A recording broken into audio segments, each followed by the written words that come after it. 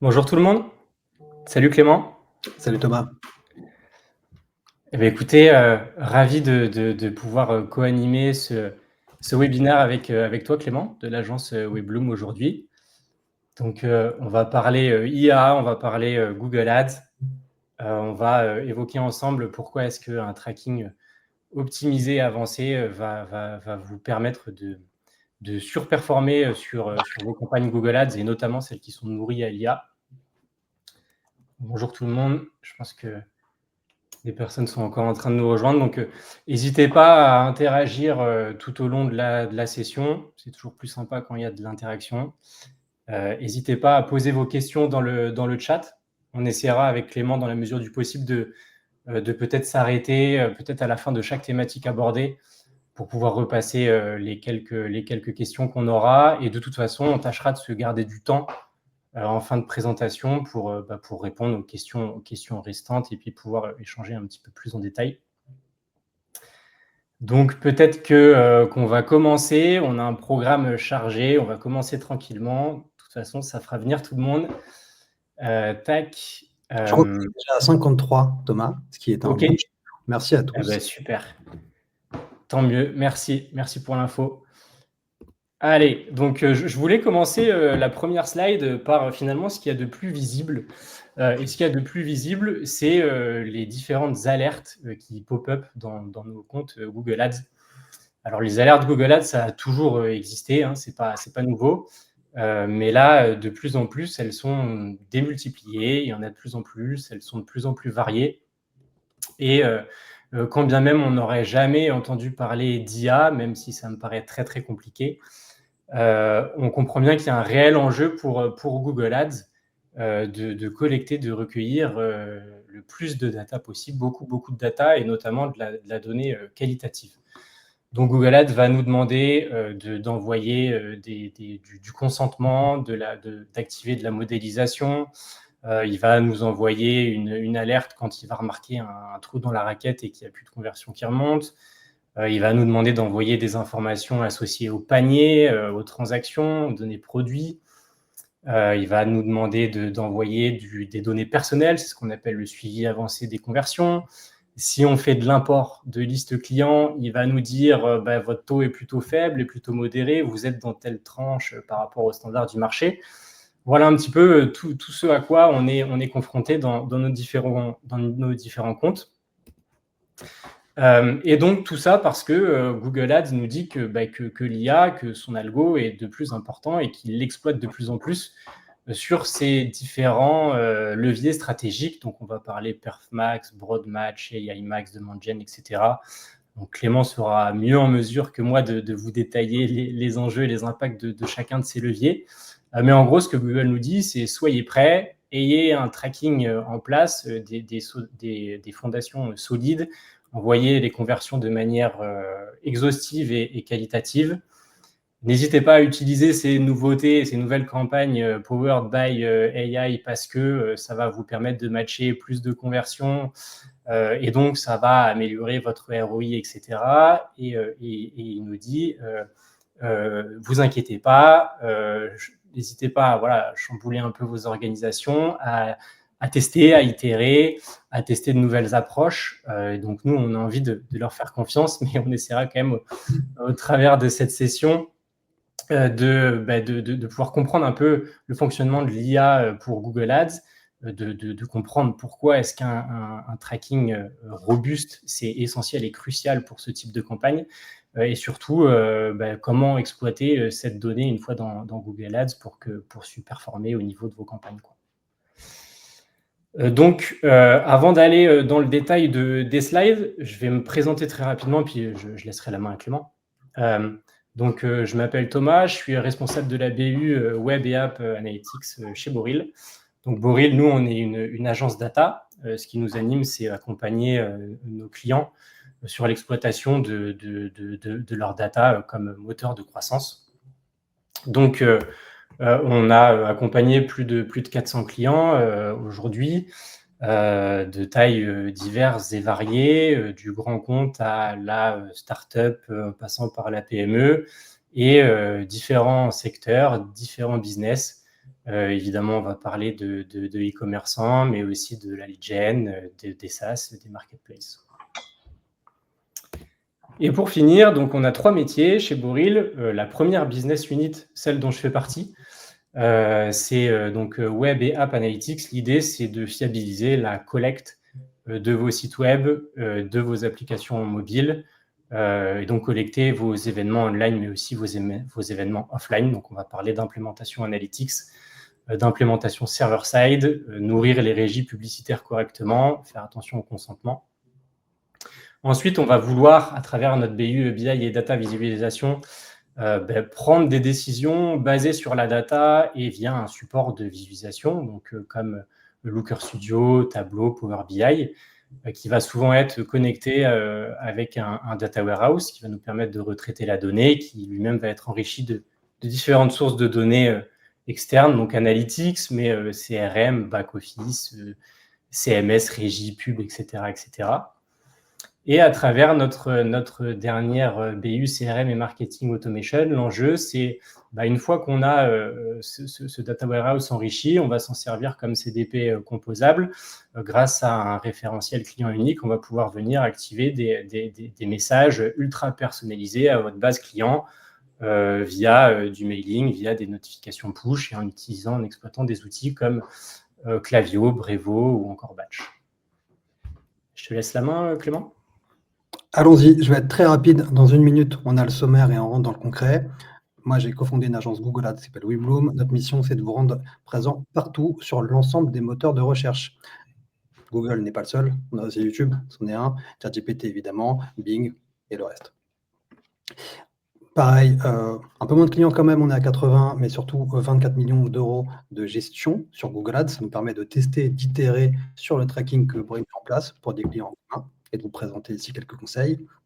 Et enfin, on a une vision holistique, c'est-à-dire qu'on n'est pas des techniciens Google Ads, on essaye de sortir de l'outil qui de toute manière s'automatise pour penser global. La data est un des facteurs qui nourrit Google Ads. En termes de sommaire, on est dans le concret. Juste quelques slides pour redonner l'idée de ce qu'il y a derrière le mot IA qui devient un mot valise. Ensuite, on rentre dans le très concret, l'équation de croissance, avec à chaque fois la partie théorique donnée par Thomas de Boril, et ensuite la partie très pratique, comment on l'intègre dans Google Ads, et sur certains exemples anonymifiés, ce que ça peut donner comme performance. Un cas client concret, une synthèse pour vous rappeler ce que vous devez faire 1 fois par semaine minimum afin de vérifier que cette équation fonctionne, pour nourrir l'IA, qui a même nourri Google Ads, qui a même nourri votre croissance, et évidemment de la discussion à la fin. Eh ben, on rentre dans le vif du sujet. C'est un tout petit rappel, ça va durer 2 minutes.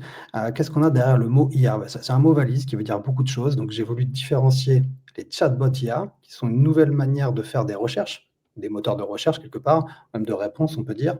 Citons ChatGPT, Perplexity et autres. Et bientôt, directement dans Google, ce qu'on appelle les aperçus par IA, ou Overview IA en anglais.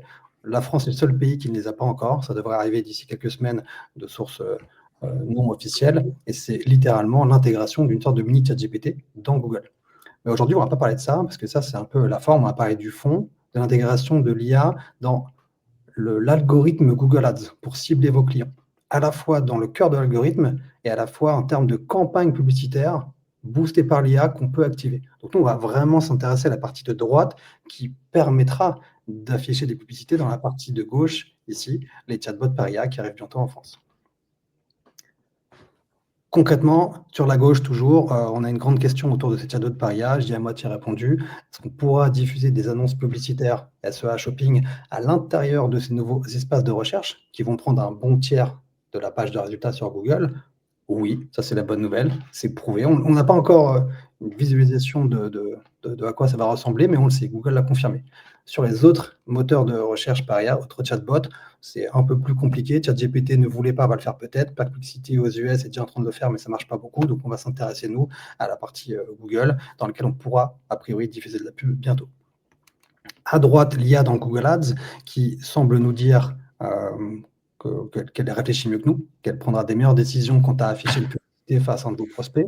Ça amène une grande question, et c'est ce qu'on va répondre aujourd'hui. Est-ce que l'IA toute seule, telle qu'elle, sans action de votre part, peut surperformer l'humain? La réponse est non, sinon on ne serait pas sur ce webinaire. Vous allez devoir l'aiguiller. Et ça, c'est tout le sujet d'aujourd'hui. Ça nous a amené à réfléchir à ce qu'on appelle une équation de croissance. Pourquoi? Parce qu'on a des clients en commun avec Thomas, beaucoup, et en réfléchissant sur ce qui a mieux marché de manière opérationnelle après la mise en place d'un tracking avancé, on est tombé sur cette équation: exhaustivité, fiabilité, constance. On va revenir sur chaque élément avec des exemples concrets. L'idée, c'est d'avoir bon partout. Malheureusement, vous ne pouvez pas vous permettre d'être mauvais à un endroit. Exhaustivité plus constance, c'est top, mais si les données ne sont pas fiables et qu'on envoie l'information mise au panier et pas d'achat, par exemple, ça ne marche pas. Exhaustivité, fiabilité, c'est top, mais si la donnée casse une fois tous les 3 jours, l'algorithme n'avance pas. Donc il faut absolument avoir les 3. C'est embêtant, c'est chronophage, mais c'est un avantage concurrentiel dans le futur. Sinon, l'IA fait moins bien qu'un humain, pour le coup. Donc il faut repenser les anciennes habitudes de tracking que vous avez, qui vont devoir être retravaillées selon cette équation. Avant d'arriver à l'étape 2, si vous avez quelques questions, n'hésitez pas dans les commentaires. Voilà, j'ai voulu une étape de rappel assez courte, donc n'hésitez pas si vous voulez creuser le sujet, sinon on rentre dans le concret. Ouais. La maintien de l'équation, l'exhaustivité. J'ai pas l'impression pour l'instant qu'il y ait de questions. Bon, après, on est encore un peu dans l'intro, donc on peut peut-être dérouler. Ok, allez, go. Alors effectivement, Clément vous a déjà commencé à vous définir un petit peu ce fameux triptyque gagnant, cette équation de croissance. Donc ce qui est intéressant d'un point de vue tracking, c'est qu'on va pouvoir, sur la base de cette équation de croissance, dérouler des étapes clés, plutôt dans un ordre d'ailleurs chronologique, étape par étape, pour être certain, in fine, d'obtenir un tracking complètement avancé et optimisé. Donc, à travers ce premier pilier exhaustivité, en fait, l'idée, c'est d'élargir, d'optimiser le volume de sa collecte. Et donc, ça passe par plus ou moins 2 choses. En tout cas, on peut le résumer comme ça. Déjà, s'assurer qu'on arrive à collecter la donnée et donc optimiser son taux d'opt-in, on va y revenir, son taux de consentement. Et ensuite, tout simplement gagner en volume. Et ça, on va parler essentiellement server-side pour ça. Le deuxième pilier, c'est fiabilité. Donc, je ne sais pas si tu as passé la slide. Je suis navré, je n'ai pas l'impression que la slide soit passée sur mon écran. Ah, moi, je la vois en tout cas. Ok, désolé, si tout le monde la voit dans les commentaires. Normal, moi, je la vois sur mon écran, donc j'ose espérer que tout le monde la voit aussi dans le chat. On va vérifier ça, mais sinon, je continue à dérouler. Hein. Vous me dites si jamais vous avez l'impression que je ne suis pas sur la bonne slide. Ouais, on la voit bien, ok, ça marche. Merci. Okay, merci. Donc, je disais, fiabilité, c'est le fait d'avoir confiance en sa donnée, donc de pouvoir se reposer dessus. C'est un des piliers quand même les plus importants. Donc, on va essayer de fiabiliser sa collecte. Ça passe notamment par un data layer, une implémentation tracking client-side qui va être robuste. On y reviendra aussi. On va rentrer dans le détail de toute façon de chaque enjeu. Et après, on va affiner, plutôt à l'étape 4, affiner les signaux qu'on va transmettre à Google Ads. Donc, faire en sorte que la régie elle puisse comprendre notre cible et mieux diffuser ses annonces, tout simplement. Donc, pour ça, on parlera plutôt conversion offline, par exemple. Le dernier pilier, constance, c'est un peu la suite logique. C'est le fait d'apporter de la fraîcheur et de la continuité dans la data. Et donc, on va se servir essentiellement des données first party, donc de nos données propriétaires pour driver l'IA de Google Ads, tout simplement. Donc, comme Clément le disait, l'idée, c'est d'aller dans le détail de chaque pilier. Et à chaque fois, moi, je vous orienterai plutôt sur la partie pratique en termes de tracking. Comment est-ce qu'on peut être certain d'avoir un setup optimisé? Et après, Clément pourra vous amener la vision plutôt pratique, comment exploiter cette donnée dans Google Ads pour être certain de performer au niveau de vos campagnes. Donc, le premier pilier, exhaustivité. Comme je le disais, le nerf de la guerre, c'est le consentement. En fait, ce que j'aime bien dire souvent, c'est que peu importe ce que vous allez mettre en place, peu importe les actions d'optimisation que vous allez pouvoir configurer sur toute la chaîne de votre tracking, si vous n'arrivez pas à avoir un taux d'opt-in qui est suffisamment satisfaisant, vous ne pourrez pas collecter la donnée, vous ne pourrez pas le rediriger vers vos partenaires et notamment vers Google Ads. Donc, le premier focus, il doit absolument être là-dessus. Il y a un détail important, c'est que souvent, on confond taux de consentement et taux d'opt-in. Moi, je fais vraiment le focus sur le taux d'opt-in. Le taux d'opt-in, c'est les consentements que vous recueillez sur la totalité de vos sessions, donc sur toutes les impressions de votre bandeau cookie, de votre CMP. Le taux de consentement, des fois, il s'appelle taux d'acceptation. C'est uniquement le consentement que vous recueillez sur la base des interactions sur votre bandeau cookie, donc des utilisateurs qui disent oui ou non. Et vous n'avez pas ceux qui ne disent rien. Et donc, souvent, on confond ces notions et j'entends souvent dire j'ai un super taux d'opt-in qui va être de 80-90%. En fait, on se rend compte que c'est un taux de consentement, c'est un taux d'acceptation et finalement, du coup, ce n'est pas un taux global. Donc déjà, le premier point essentiel, il se situe à ce niveau-là. Et sinon, je liste 5 points qui vont... Alors, juste pour... ça peut être important, un taux d'opt-in qui s'avère satisfaisant. Alors, ça dépend évidemment du secteur, des business, etc. Si vous êtes un acteur de la santé, c'est plus difficile que dans un autre secteur. Mais on va dire qu'entre 60, 65, 70% de taux d'opt-in, ça commence à être vraiment correct, à être satisfaisant. Ouais. Vas-y. Ouais. Par expérience, il y a une autre segmentation qui va être B2C, B2B. Oui. Dans l'ensemble de nos clients, on se rend compte que B2C a tendance à un peu plus cliquer. Voilà, le particulier va accepter d'être traqué quand il achète une paire de chaussettes. Le B2B, le professionnel, un peu moins, peut-être par connaissance justement des sujets tracking et vie privée. Donc, on peut avoir un créneau 60-80% en fonction de la cible aussi. Ouais. Et c'est dur d'avancer un chiffre précis, c'est extrêmement variable en fonction de votre secteur et de votre business model, effectivement. Ouais. Donc, il est au plus haut possible par rapport à un existant, tout va bien. Ouais, c'est clair. Et en tout cas, il y a 5 points qui vont être importants pour vous assurer pour travailler autour de ce taux d'opt-in. Le premier, déjà, c'est de vous assurer que votre bandeau cookie, votre bannière, elle est visible, elle est engageante et qu'elle bloque la navigation de l'utilisateur. Alors, auparavant, ça pouvait faire un peu peur d'un point de vue UX. On avait peur de frustrer l'utilisateur. Là, ça devient crucial et dans tous les cas, d'un point de vue collecte, c'est essentiel parce que l'enjeu, c'est de ne pas laisser l'utilisateur naviguer sur une deuxième, une troisième page avant qu'il puisse donner son consentement parce qu'on va perdre toutes les notions d'attribution qui sont présentes dans les paramètres URL sur la première page quand l'utilisateur arrive sur votre site. Donc ça, c'est hyper important. Et il y a des façons, notamment à travers le design, de pouvoir favoriser la collecte du consentement. Et donc, on a des best practices du marché. Une des plus connues, c'est le fameux « continuer sans accepter » en haut à droite, avec le bouton « accepter » en bas, un peu plus visible, un peu plus mis en avant. Ça, c'est une pratique qui est complètement tolérée par la CNIL. Et il ne faut pas s'en priver parce que ça permet de gagner des points de taux d'opt-in, en tout cas de grappiller un petit peu. Il y a certaines CMP qui proposent des délais d'apparition de quelques secondes, voilà, un petit peu plus. On ne recommande pas du tout, pour la même raison que le premier point. L'idée, c'est qu'il n'y ait pas du tout de délai d'apparition, c'est qu'il soit inexistant, encore une fois, pour ne pas laisser l'utilisateur naviguer à travers de plusieurs pages et le laisser donner son consentement directement. Désolé, là, ça fait 2 fois que je te coupe, mais pour le coup, c'est vas-y. Une information intéressante parce que je sors ce matin même d'un test avec un de nos gros clients, pour le coup, dans le B2C, dans l'immobilier, qui avait sur une des CMP la plus connue du marché, Acceptio, la plus connue parce que la plus belle en termes du UX et la plus simple à mettre en place, qui avait naturellement un taux d'affichage de 2 secondes. Pour le coup, ça se voyait visuellement, taux d'affichage de 2 secondes et un taux d'opt-in, en l'occurrence, on a bien fait la différence, de 52%. On a pas mal creusé pour essayer de l'augmenter avec lui, à la fois dans les couleurs, à la fois dans l'emplacement, le mettre en cookie wall au milieu de la page, le mettre en bas à gauche, en bas à droite, ça n'a jamais bougé, jusqu'au moment où on a raccourci le temps d'affichage, qui était naturellement de manière native dans l'interface à 2 secondes à 1 seconde.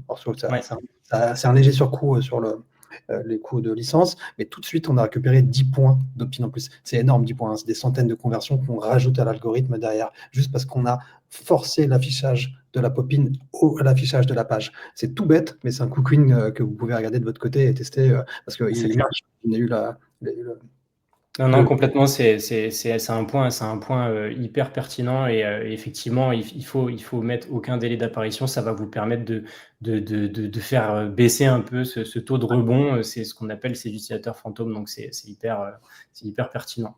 Et les 2 derniers points, alors l'avant-dernier point, c'est un peu technique. On va parler de proxification. L'enjeu, c'est de contourner les ad bloqueurs. en chargeant votre bandeau cookie à travers votre propre domaine de votre site internet, donc à travers un sous-domaine de votre domaine principal. Grâce à ça, vous allez pouvoir maximiser les impressions et vous donner le luxe de collecter plus de consentement. Et dernière chose, forcément, comme toute chose importante, c'est essentiel de tester. Et il y a des CMP du marché qui proposent des solutions d'A/B testing, donc il ne faut pas s'en priver. C'est évidemment un critère essentiel pour s'assurer du meilleur taux d'opt-in possible. Un point important aussi par rapport à ce pilier exhaustivité, évidemment, on va parler server-side. Alors, le server-side, le tracking server-side, c'est un petit peu particulier parce qu'il peut rentrer dans chacun des piliers. En fait, il va aussi servir la partie fiabilité et la partie constance, mais on va dire que l'argument premier du server-side, c'est de gagner en volume de collecte grâce au fait qu'on va contourner les adblockers grâce à la technique de proxification des fichiers JavaScript. Donc ça, c'est le premier point. On va aussi fiabiliser notre collecte parce qu'il y a des gros enjeux, des grosses restrictions au niveau de toutes vos audiences Apple. Donc on parle des utilisateurs Safari, mais aussi iPhone, peu importe le navigateur, avec des cookies qui vont être tronqués dans le temps, au mieux à 7 jours, au pire à 24 heures.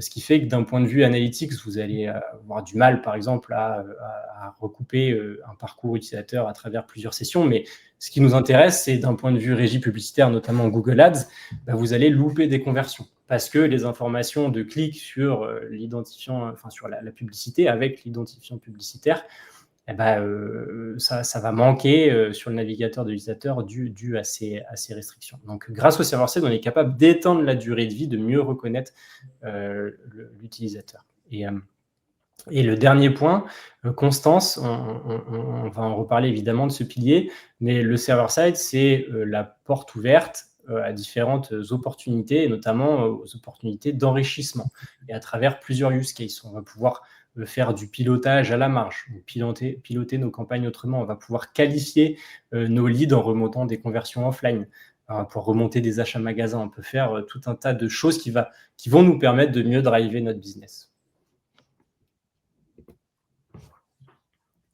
À mon tour, j'ai noté quelques questions sur les CMP utilisés. Je me permettrai de donner mon avis juste à la fin. On a 2 slides et on finit cette partie-là.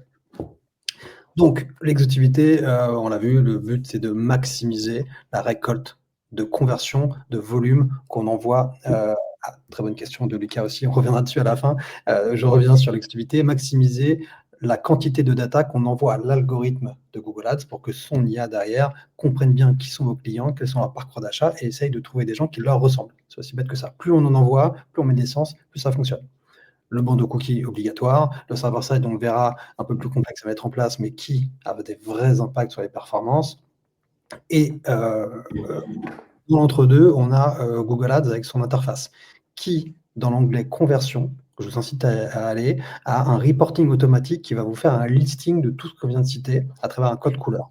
Ça s'appelle l'état des conversions, plutôt connu par les traffic managers, mais pas forcément tout le temps regardé. Alors pour moi, ça fait partie de l'hygiène de compte obligatoire, au moins un hebdomadaire, si c'était un quotidien. En passant la souris sur chacune des conversions du compte, et j'insiste, chacune des conversions du compte, on va avoir différents symboles nous indiquant si la récolte de data se passe bien, si la modélisation grâce au mode consentement qui est elle-même relié au cookie se passe bien, et si les données supplémentaires first party qu'on envoie permettent à l'algorithme de comprendre encore mieux vos clients. Ça s'appelle le suivi avancé des conversions. Ces 3 éléments qu'on a ici en vert dans mon écran, il peut y en avoir d'autres en fonction de votre typologie de business. Alors, en e-commerce, on appelle ça les cartes data, et en lead gen, souvent, c'est la qualité des data importées. Si vous avez un CRM, donc on peut être à 5 au total, ces 5-là doivent être en vert. C'est pas un élément à prendre à la légère, c'est vraiment une obligation au maximum de creuser avec votre agence, avec des professionnels pour les rendre verts.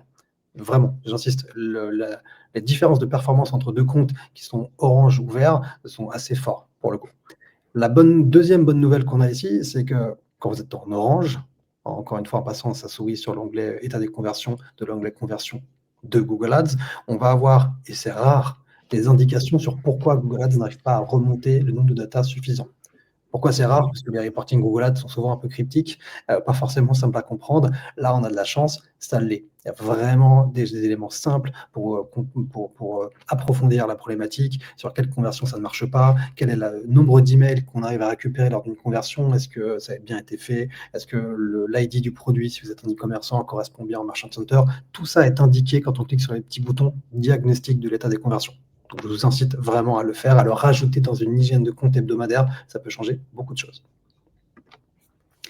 Maintenant, on passe sur un exemple concret du server-side, sur un compte lead gen à plus d'1,5 million de dépenses annuelles, sur lequel a été implémenté le server-side avec Thomas, justement, les copains de Boril.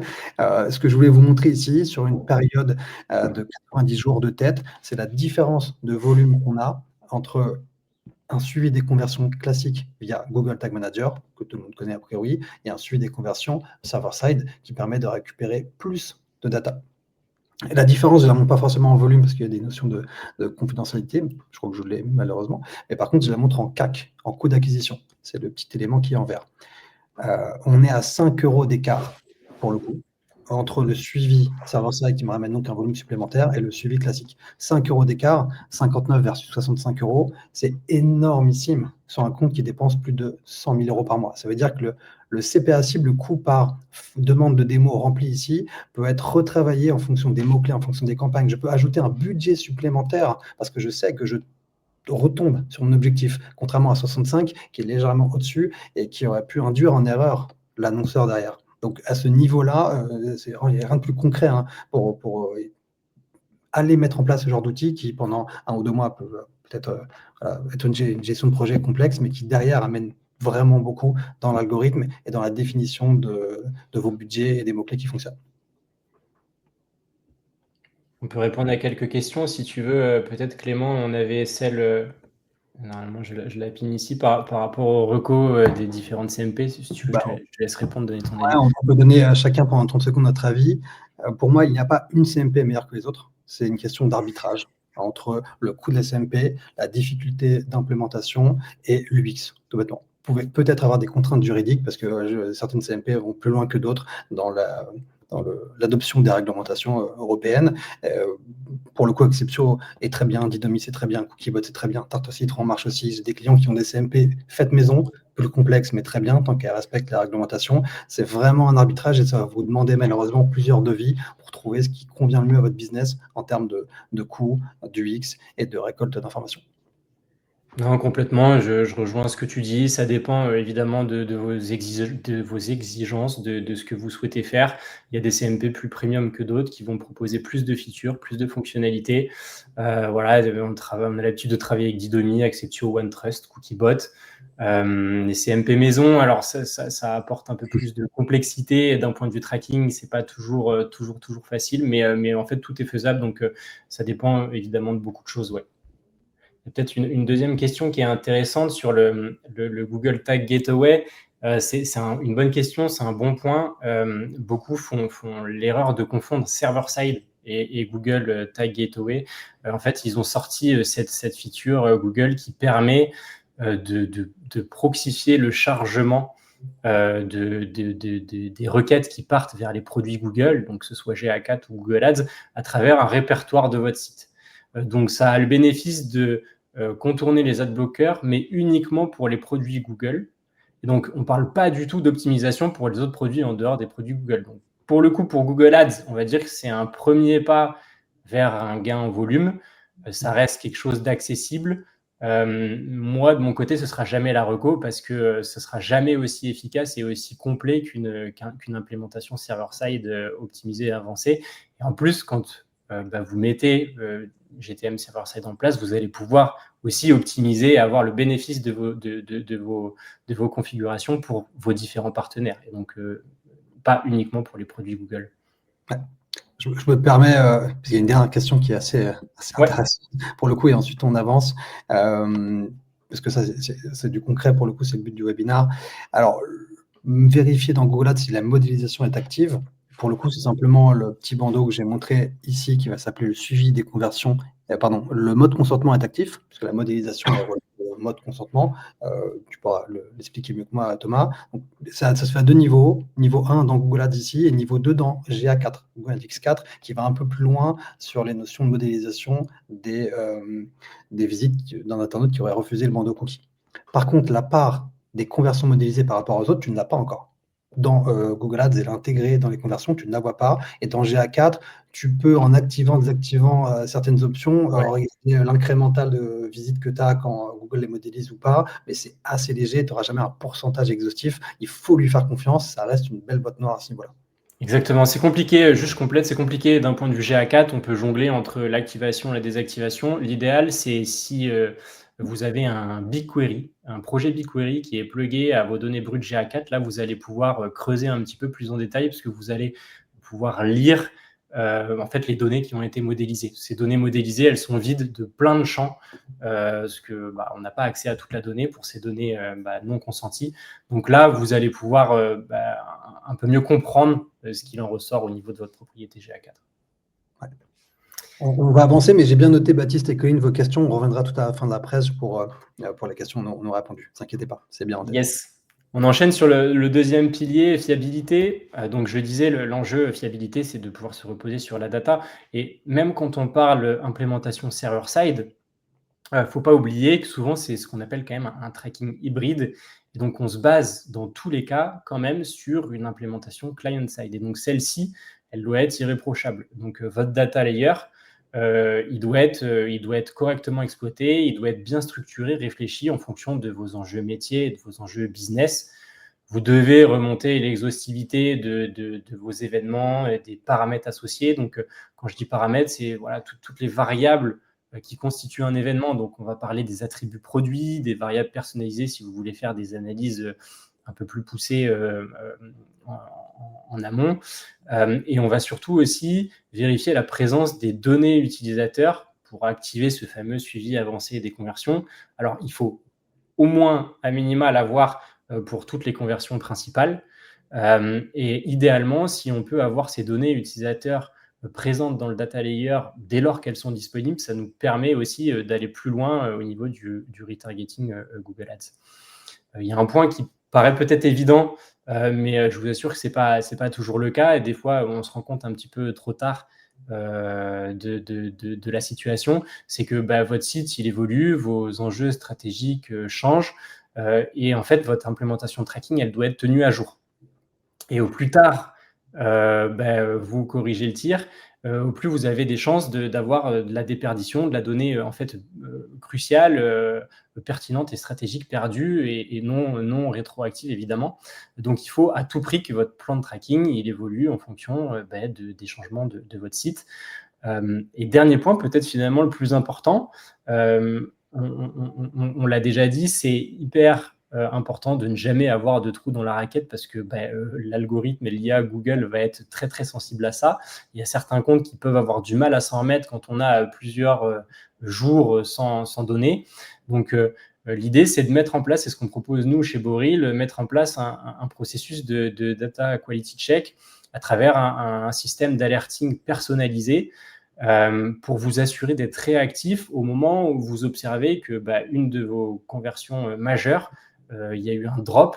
Donc là, on va communiquer soit à travers du mail, soit directement, on va diffuser l'alerte sur un channel Slack ou un channel Teams et vous allez pouvoir agir beaucoup plus rapidement que si vous suffisez d'un tableau de bord dont la finalité, finalement, c'est juste plutôt du reporting, pas forcément la réactivité. Et pour compléter ce pilier fiabilité, une fois qu'on a une base solide et saine, maintenue, on va vouloir enrichir les signaux transmis à l'algorithme Google Ads. Et donc, il y a une infinité de use cases possibles, mais moi, j'en ai relevé 3. Si on est e-commerçant, ça peut être intéressant, par exemple, de piloter ces campagnes Google Ads à la marge plutôt qu'au chiffre d'affaires. Ce n'est pas pertinent pour tous les business, mais parfois, quand on a des marges variables, je sais que par exemple, en textile prêt-à-porter, on va plutôt marger un peu plus sur les accessoires plus que sur le textile ou sur une paire de baskets, par exemple. Donc là, ça peut être intéressant d'envoyer cette donnée à Google Ads. Quand on est un site B2B, un SaaS, on fait de la lead gen, ça va être crucial de remonter les leads convertis, les leads qualifiés à Google Ads et ne jamais se suffire de juste un prospect qui aurait soumis un formulaire et de driver tout votre business par rapport à ça. C'est hyper important d'affiner ces signaux-là. Et quand on est, par exemple, retailer et que potentiellement on a des enjeux de drive to store avec beaucoup d'acheteurs qui se rendent en boutique après avoir consulté des fiches produits, après avoir s'être renseigné en ligne, ça va être très intéressant également de remonter cette data à Google Ads. Et on va le voir d'ailleurs à travers notre use case commun Gemio qu'on abordera tout à l'heure. Ça va être hyper intéressant d'envoyer ces signaux à Google Ads pour affiner finalement quelle est la campagne qui performe le plus pour encore mieux driver cette omnicanalité, quoi. On passe aux exemples concrets. J'en ai 3 et ensuite, Lucien, on répond à ta question. Alors, l'exemple concret de fiabilité, je vais reprendre exactement ce que Thomas a dit. Là, on est vraiment dans la continuité, hein. À gauche, on va avoir ce qu'on appelle les attributs d'un flux produit en e-commerce. C'est un ensemble d'éléments, ça doit vous parler, hein, qu'on envoie à Google Ads, que l'IA va lire. Pourquoi c'est important aujourd'hui d'y penser? C'est qu'auparavant, l'IA ne lisait pas ce genre de choses ou pas au niveau qu'elle le fait aujourd'hui et donc la plupart des e-commerçants envoyaient assez peu d'attributs, uniquement ce qui était obligatoire. Ce qu'on note maintenant, c'est que l'ajout d'attributs facultatifs, il y en a beaucoup, au moins 35 je crois, à un produit, par exemple, la couleur peut être facultatif. Ici, la mesure de prix unitaire qui paraît être un peu barbare, mais qui est super intéressant, permet d'afficher un prix au kilo, par exemple, sur des publicités ou dans une question auquel l'IA irait répondre et plein d'autres. Tout ça fait que vous devez avoir dans un flux produit l'ensemble des attributs facultatifs et obligatoires. C'est même pas une question, il faut y passer pour le coup. Pourquoi? Parce que l'IA va se servir de ces éléments pour proposer votre produit dans les fameux moteurs de réponse chatbot IA quand une question assez complexe aura été posée. Un canapé rouge pour un petit appartement qui résiste à l'eau, ces éléments-là, si on ne les a pas dans les attributs, si on ne les a pas dans la description d'un produit, on ne ressortira pas dans ces nouveaux espaces de réponse que sont les chatbots IA. Et ça, c'est du business manqué. C'est super important. On l'inclut dans la fiabilité d'avoir 100% l'exhaustivité des données associées à un produit. Ça, c'est pour l'e-commerce. Pour la lead gen et aussi l'e-commerce, à droite, désolé, on ne voit pas forcément, on a un outil qui s'appelle l'ajustement et l'exclusion de data. C'est extrêmement important, assez peu utilisé de mon expérience. Ça va être la capacité, quand vous avez eu un bug, parce que le tracking n'a pas été suivi, comme Thomas le disait, ou par reporting, alerting ou à la main, vous avez la possibilité de dire à Google, sur les 3 derniers jours, ce que tu as reçu comme information n'est pas la bonne. Je veux que tu l'exclues de ton algorithme, ton apprentissage. Il y a encore 2-3 ans, c'était intéressant, mais ça n'avait pas beaucoup d'impact. Aujourd'hui, c'est phénoménal. Vraiment, on peut retrouver des performances sur un compte qui aurait eu un tracking en anomalie pendant 2-3 jours, uniquement en lui expliquant à l'heure près que la problématique était résolue à 11 heures et qu'il ne doit pas prendre en compte la donnée. Ça joue vraiment beaucoup, hein. Et malheureusement, comme le tracking a tendance à casser suite à des régressions techniques, à des mises en prod et à plein de choses, je vous enjoins fortement, à la moindre souci et la moindre anomalie, à aller exclure des petits segments de data pour que vos conversions reprennent et n'apprennent pas sur un mauvais élément. Petit bonus, toujours au niveau de la fiabilité qu'on n'a pas forcément cité dans la partie tracking et la partie théorique, c'est le taux de répétition. Alors j'espère que ça vous parle. Si ça ne vous parle pas, c'est peut-être un des premiers éléments qu'il faut aller regarder sur votre compte Google Ads en sortant de ce webinaire. C'est au niveau de du récapitulatif des conversions, l'information du nombre de fois où une conversion est partie dans une session. Pour vous, là, de faire très concrète, un internaute qui irait remplir un formulaire de démo, puis recharger la page par erreur, va être comptabilisé 2 fois. Pour vous, c'est un cas qui est divisé par 2. La réalité, c'est que c'est une seule personne qui va acheter un seul de vos produits ou une seule de vos licences. Donc un vrai souci. Et malheureusement, ça arrive assez régulièrement. Sur le compte que j'ai audité, que je vous montre ici, en temps réel, on est sur un taux de répétition de 6 sur l'atelier confirmation. 6 fois la même conversion pour une personne. En tout cas, une personne dans une session de 30 minutes. Évidemment, les cas qui sont totalement faussés. Ça peut être très joli quand on le montre à un client en tant qu'annonce, pour le coup, mais derrière, Et ça change tout, pour le coup, en termes de budget, en termes de compréhension des choses. Donc, je t'incite très fortement, en termes de fiabilité, non seulement à avoir une information propre qui remonte à Google Ads, à la sortir quand elle n'est pas propre, mais aussi à s'assurer qu'elle correspond bien à l'utilisation réelle. Une conversion, c'est un humain qui fait une demande. S'il télécharge 3 brochures, ça reste une conversion, c'est pas 3 conversions. Cette donnée, elle s'appelle taux de répétition et elle est cachée dans le récap de vos conversions, au niveau objectif. On peut peut-être prendre une ou deux questions rapidement. C'est vrai que l'heure tourne. Alors, il y en a quelques-unes. Alors, faut-il obligatoirement un abonnement Google Cloud Platform pour créer un tracking dans GTM? Non. Ça dépend si tu passes par un partenaire de type Addingwell ou Stape. Et si c'est le cas, il n'y a pas besoin de créer un compte Google Cloud Platform pour ça. Je trouve que la question de Lucien était assez intéressante, Thomas. Alors, je l'ai loupée, elle est juste là. J'arrive sur l'autre après. J'ai beaucoup d'annonceurs qui me la posent et en toute franchise, je redirige vers vous parce que je n'ai pas forcément la réponse. Alors, les données utilisateurs, quand elles sont dans le data layer, en fait, il faut comprendre que le data layer, c'est juste un puits de données. Après, on est capable de lire le data layer et on redirige les données issues du data layer vers nos partenaires. À partir du moment où on a de la donnée qui est dans le data layer, il n'y a aucun problème au niveau RGPD jusqu'à là.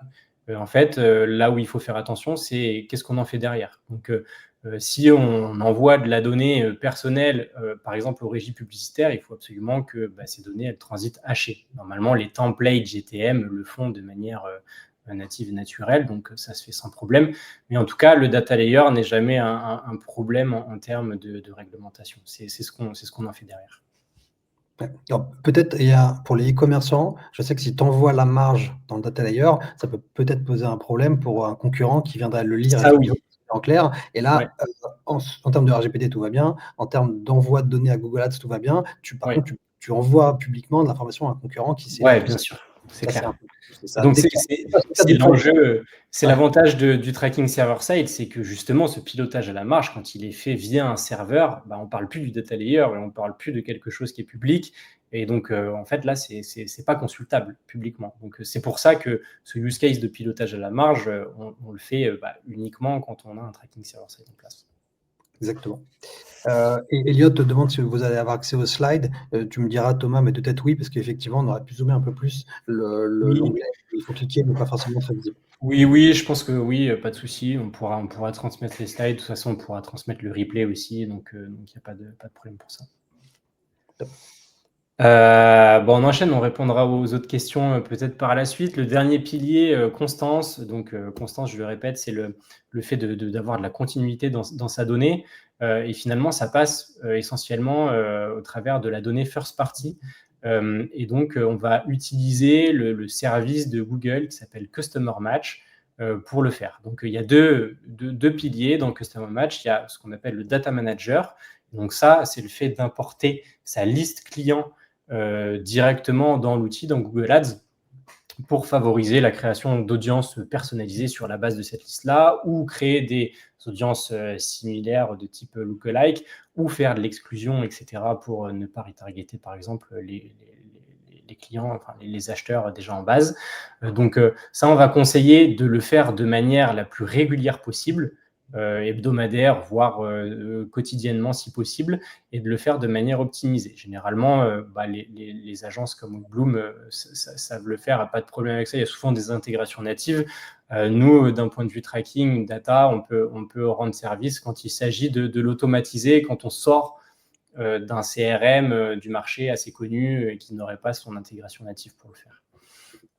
Et le deuxième enjeu que Customer Match appelle Conversion Based, c'est le fait d'utiliser, encore une fois, les données personnelles, mais à travers les tags de conversion, pas forcément les tags de conversion principales, également les tags de conversion plutôt intermédiaires. Donc, par exemple, si on arrive à avoir le mail de l'utilisateur quand il est connecté sur notre site e-commerce et qu'il effectue un ajout panier, par exemple, Google va pouvoir s'en servir tout en sachant que cet utilisateur n'a jamais acheté pour le recruter et puis pour le pousser à acheter.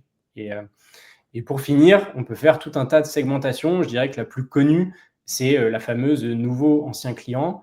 Donc, en fait, l'idée, c'est qu'à chaque fois que un client achète, effectue une transaction sur un site internet, on va l'envoyer à Google pour savoir si c'est un nouveau ou un ancien client. Il va se servir de cette information pour mieux recruter ses acheteurs et puis pour booster l'acquisition de la marque en question. Merci Thomas.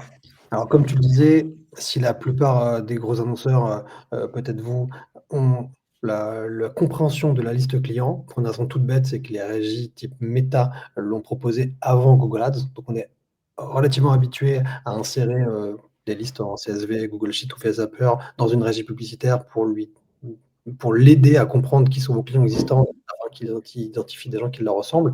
Ça, si tout le monde le comprend et que c'est relativement fait facilement, d'autant plus que HubSpot ou Klaviyo proposent des intégrations natives qui en 3-4 clics le font, je m'aperçois malheureusement et assez régulièrement qu'il n'y a aucune hygiène de compte réalisée sur ces listes clients. Qu'est-ce que j'entends par hygiène de compte?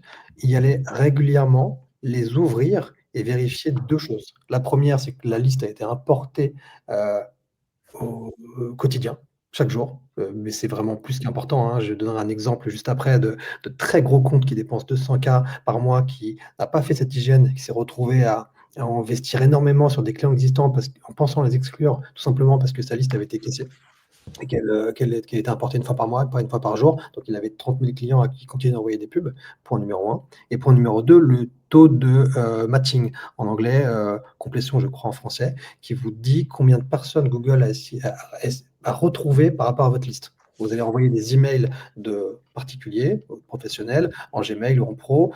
Google va essayer de les retrouver via leur compte Gmail. Une fois qu'il les a retrouvés, il comprend leur parcours et il peut identifier des gens qui leur ressemblent pour leur envoyer des publicités. Donc ces 2 éléments, ça va être regardé chaque semaine sur chacune de vos listes clients.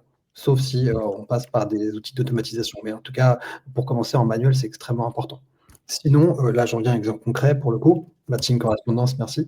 L'exemple concret, c'est ce gros annonceur avec qui j'ai travaillé, qui avait une liste de 100 000 anciens clients, qu'il pensait l'avoir envoyé à Google de manière propre et régulière, qui a mené des grosses campagnes sur des offres promotionnelles pour les nouveaux clients, en excluant la liste des 105 clients. L'idée étant de dire, les 100 000 personnes qui sont chez moi, déjà en base, je ne veux pas qu'elles voient mes publicités. Ça paraît assez logique parce que je vais proposer aux nouveaux clients des réductions qu'eux n'ont pas eues. Très classique, e-commerce ou lead gen, peu importe. Et il se trouve que son taux de correspondance n'a pas été vérifié au moment de l'import de cette liste dans Google Ads. Il l'avait fait avec un fichier CSV et il était de 20%. Donc sur 100 000 clients, Google en a retrouvé 20 000.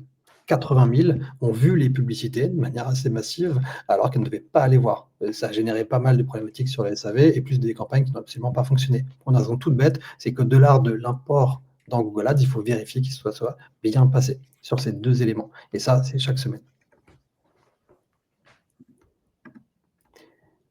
Élément numéro 2 qui peut être extrêmement intéressant à avoir une liste client propre, efficace, qui a un bon matching, c'est ce qu'on appelle le lookalike.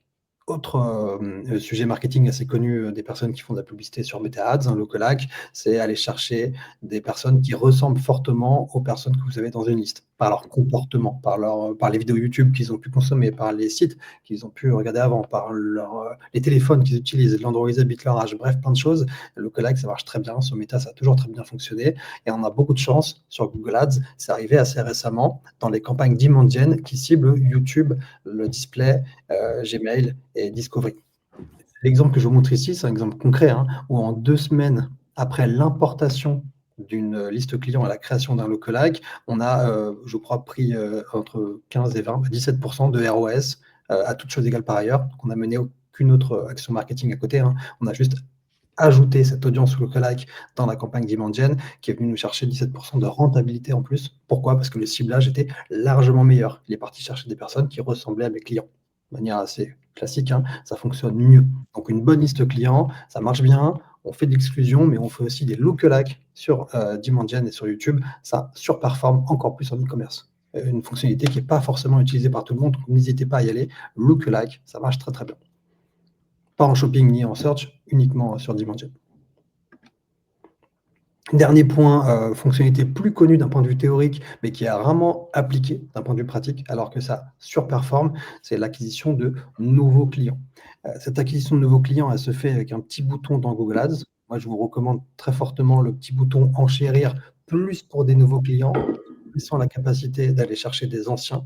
c'est ce qui marche le mieux. L'option enchérir uniquement pour des nouveaux clients a tendance à casser des campagnes ou à ne pas les faire fonctionner. Donc je préfère la première. On va lui donner une valeur monétaire d'un nouveau client et laisser Google aller les chercher.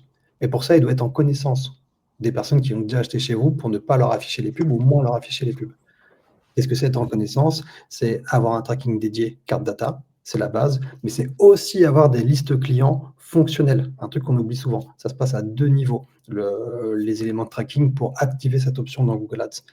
Et une fois qu'on a fait ça, là, comme vous pouvez le voir sur ma petite courbe, avec la courbe en rouge, on va avoir, pas vous mentir, 2-3 mois, c'est assez long, une vraie explosion parce qu'on a nourri l'algorithme des nouveaux clients versus les anciens pour construire une base et faire de la LTV. Évidemment, sur des très gros niveaux de budget, ça peut tout changer, pour le coup, en termes de projection, même de vie de l'entreprise. Simplement, c'est assez peu compris, assez peu utilisé parce que la plupart des annonceurs que je vois ont simplement le tracking de vos clients, n'ont pas la liste client associée, bien construite, qui fonctionne bien avec un bon taux de matching.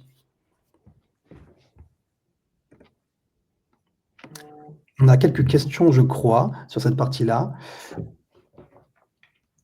Hop. Alors, je vais prendre ouais, vas-y, je te laisse prendre cette question. Désolé Thomas, le Customer Match dans le B2B, oui, pour le coup, ça marche beaucoup moins bien et il faut énormément de volume, ce que tu as rarement en B2B. Donc j'ai tendance à conseiller de le faire parce que c'est toujours utile et qu'aujourd'hui, encore une fois, avec des connexions natives de type HubSpot, c'est pas très compliqué pour le coup, ou un Google Sheet via un cron que Boril peut vous faire en quelques clics, quelques missions, ça se fait. Mais on aura moins d'impact, ça c'est sûr, qu'en B2C. Pourquoi? Parce que, encore une fois, l'IA de Google fonctionne sur du volume. C'est le point. Plus on a de volume, plus l'IA comprend. Donc lui envoyer 100 adresses de professionnels ou même 1000 adresses de professionnels, ça n'aura aucun impact sur la qualité de votre tracking, je vais être franc. C'est juste une bonne pratique qu'on met au cas où. Il ne faut pas y passer trop de temps, surtout dans du B2B de niche. Pour être totalement clair, je suis d'accord avec toi. Tu as du mal à les matcher et ça n'aura pas d'impact dans tous les cas.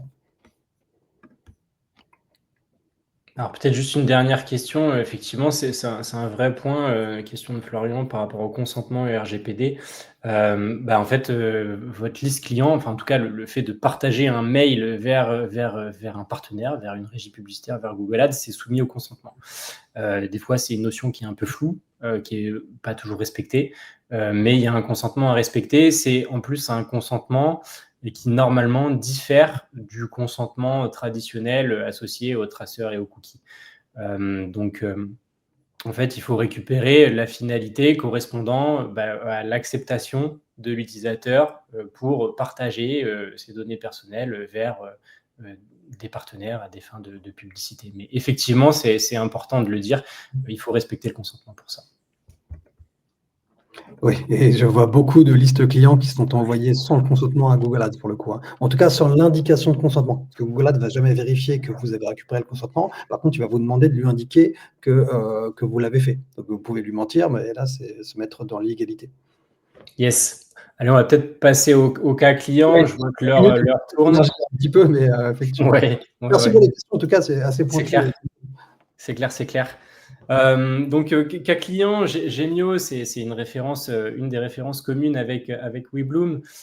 Donc Gemio, c'est de la joaillerie. Ils ont un site e-commerce sur lequel il est possible d'acheter des bagues de mariage, de fiançailles, de l'horlogerie.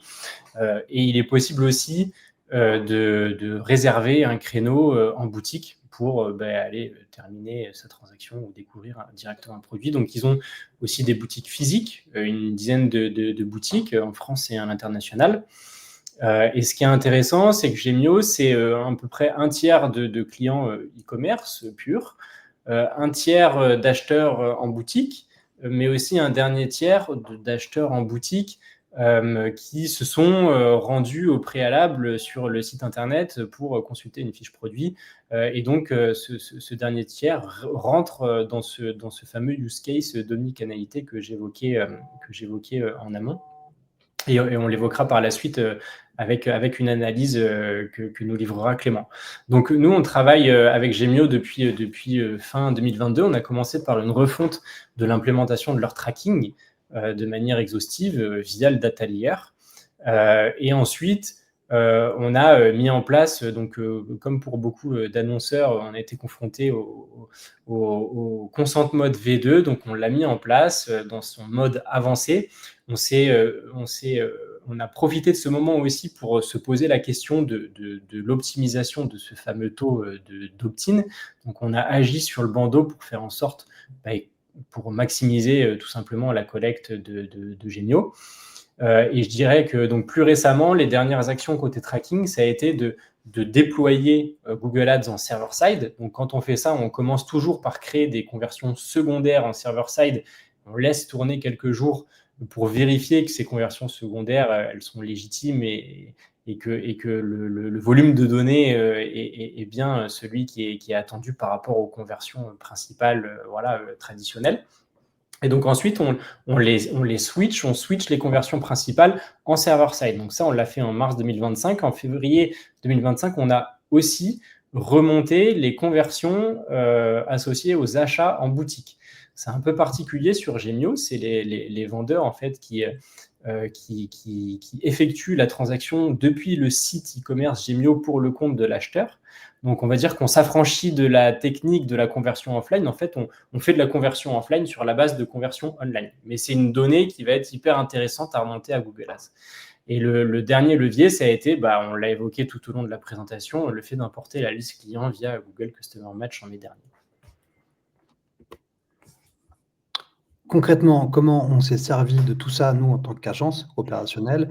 On a capitalisé sur le fait que plus de valeur et avec une meilleure qualité avait été envoyée dans l'algorithme pour switcher de stratégie d'enchère, passer d'une approche coût de réservation à une approche chiffre d'affaires généré par les campagnes, plus un lancement de campagne spécifique qui se base sur la valeur, qu'on va appeler et ça, pour le coup, par rapport à l'année 2024 qui avait été faite sur un travail plus axé sur de la volumétrie, a amené un vrai incrémental de performance à budget ISO, pour le coup, de 46%. Pour le coup, c'est assez dingue. Sur de la vraie conversion offline à achat, je parle d'une année entière, parce qu'on a commencé en mars 2025, en tout cas une grosse partie de l'année, par rapport à la même partie de l'année 2024. Ça veut dire que l'algorithme a eu le temps d'apprendre, a eu le temps de progresser, de monter en puissance, comme on voit sur la courbe bleue ici, et on est arrivé à quelque chose d'assez sympathique. Voilà.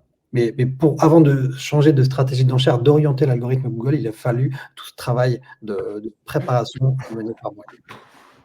Ça, c'est pour le use case numéro 1. Pour le use case numéro 2, qui est un peu plus pointu, pour le coup, on a identifié les environnements géographiques sur lesquels la conversion achat en boutique remontait de la valeur, ici 39 000 euros par exemple, pour aller réallouer le budget sur ces mêmes environnements géographiques en termes de campagne. Donc, on a fait ce qu'on appelle une analyse de corrélation, pas forcément de causalité, parce qu'il y a d'autres facteurs qui rentrent en compte, mais un minima de corrélation pour dire aux responsables Gemio, il semble noter que le parcours online, offline fonctionne bien sur ces environnements. On a la preuve avec la remontée du chiffre d'affaires qui se passe en magasin et pas seulement des personnes dont le téléphone est géolocalisé en magasin. Ça, c'est la version 1 que vous avez sûrement dans vos comptes si vous faites du drive to store. C'est simplement un téléphone qui est géolocalisé sur lequel on va estimer un chiffre d'affaires. Ici, on parle d'une réalité de chiffre d'affaires. Donc, ça va beaucoup plus loin qu'une simple visite, et ça nous a permis de considérablement changer le bracket et d'aller chercher des environnements géographiques, des villes où on pensait sous-performer alors qu'en fait on surperformait. Conséquence derrière, on a fait plus 6% sur des visites en magasin qui ont amené du chiffre d'affaires dans un budget qui était lui relativement en baisse. Pareil, plutôt positif, bilan satisfaisant pour l'annonceur. Je me permets de répondre à une bonne question d'Antoine. Effectivement, c'est un bon point. Pour le cas de Gemio, étant donné la spécificité, on n'est pas en mesure de remonter le Google Click ID parce que là, il n'y en a pas à ce moment-là. Mais donc, même si c'est vivement conseillé, je te l'accorde, c'est pas indispensable. Et donc, le suivi avancé, rien que le fait d'envoyer le mail de l'acheteur à Google Ads suffit pour matcher des conversions.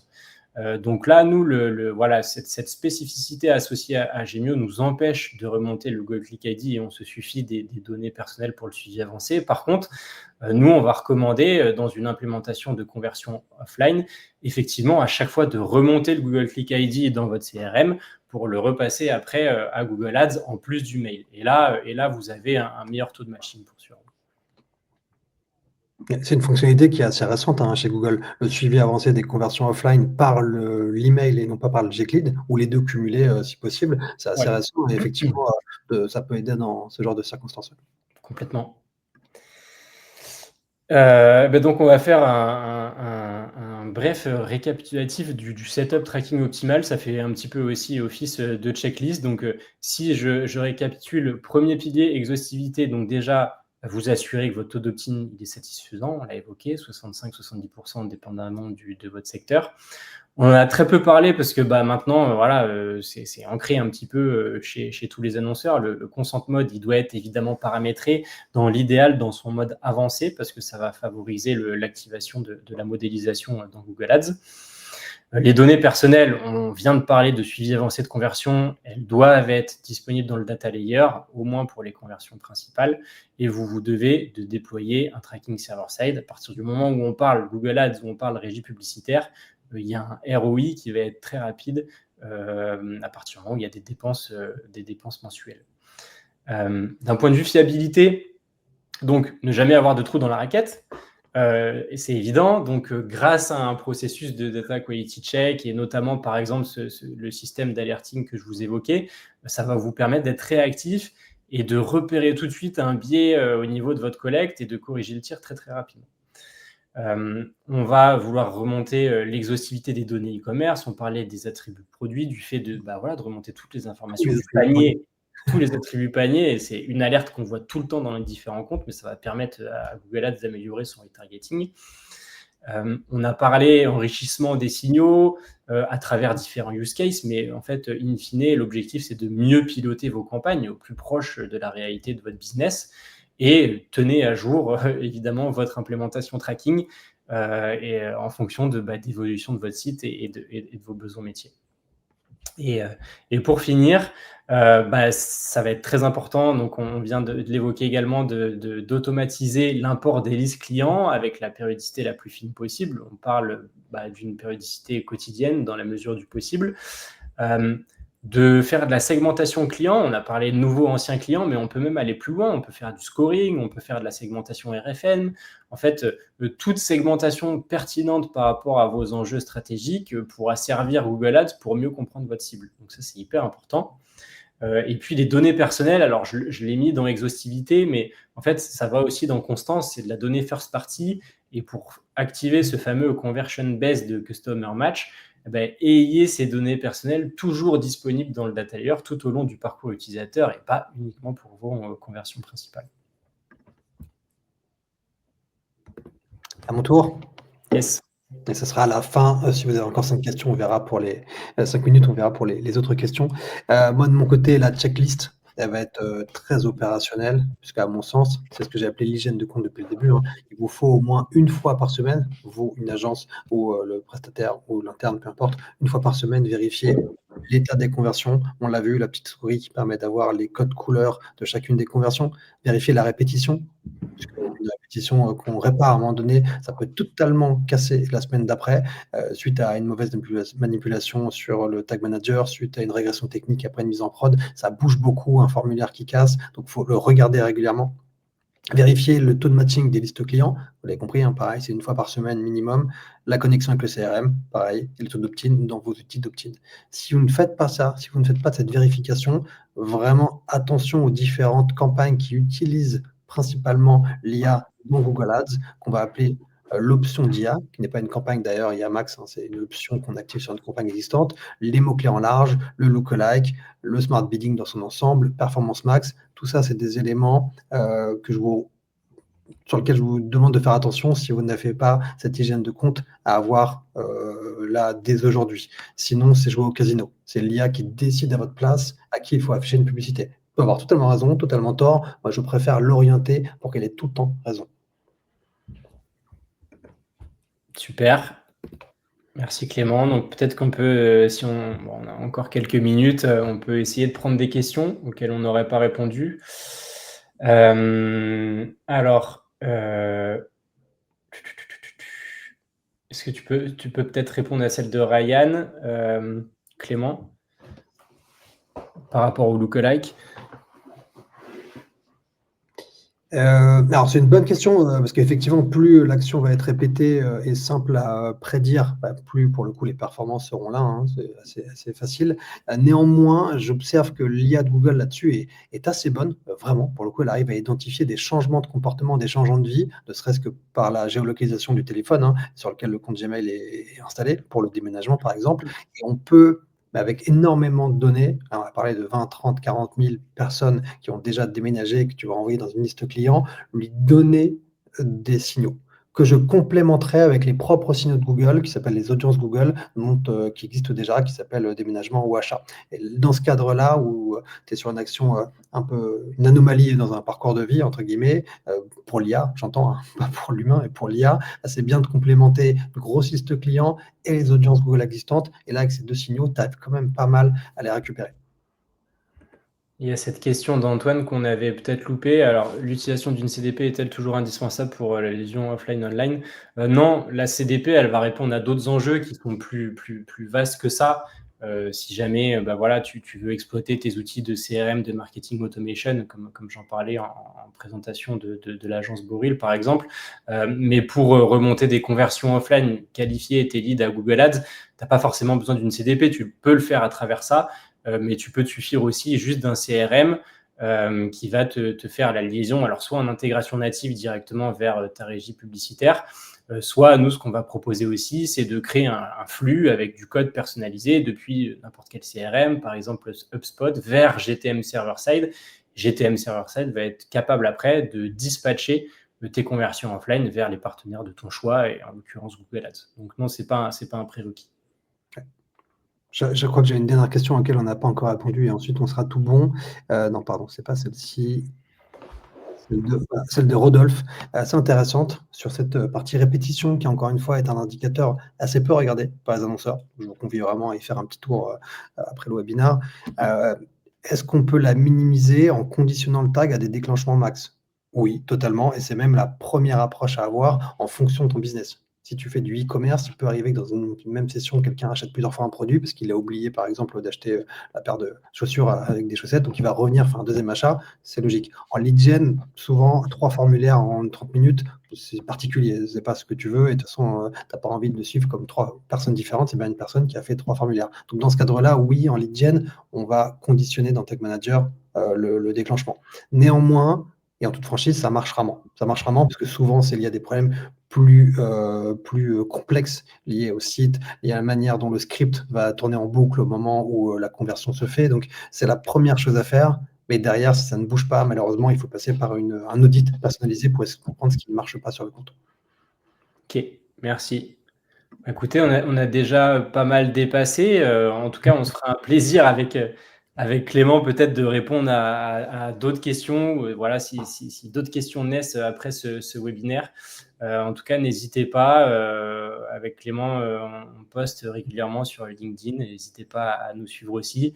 Vous aurez accès à ce webinaire sur la chaîne YouTube de Boril. On pourra vous l'envoyer par mail également. Donc voilà, il y aura d'autres webinaires à venir. Donc écoutez, ça a été un plaisir. Et puis je vous dis à bientôt et bonne soirée. Ouais. Pour les quelques questions qu'on aurait manquées, n'hésitez pas à nous les poser en MP sur LinkedIn, on y répondra avec plaisir. Évidemment, avec plaisir. Merci tout le monde, bonne soirée, au revoir. Merci.